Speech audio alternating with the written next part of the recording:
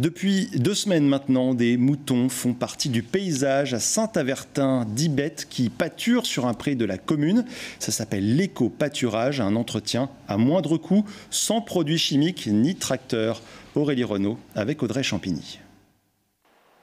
Pas un bruit dans le grand parc de la Camusière. Et pourtant, les hautes herbes sont en train d'être tondues, ou plutôt broutées. Les tondeuses en question, 10 moutons, berrichons et sologneaux, des brebis qui ne font qu'une bouchée des 6000 m², autrefois entretenus par des tracteurs tondeuses. Les moutons font le job. Il peut y avoir, selon les cas, une fauche en appoint, mais les moutons font le job et donc on fait des économies en termes d'émissions de gaz à effet de serre. Chaque jour, les brebis ont de la visite, celle des promeneurs, mais surtout celle de Francis. Il travaille sur la gestion des milieux naturels à Tours Métropole. Si le troupeau est rustique, il nécessite de l'attention.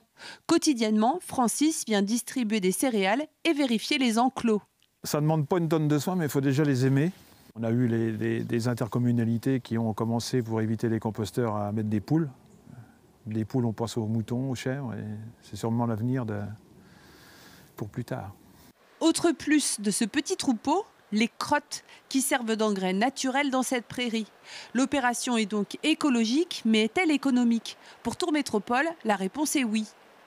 Rien à voir avec l'achat d'engins agricoles qu'on devrait utiliser sur ce type d'espace pour assurer de la tonte ou de la dispersion d'engrais, etc. Donc on est sur des coûts très, très raisonnables et limités.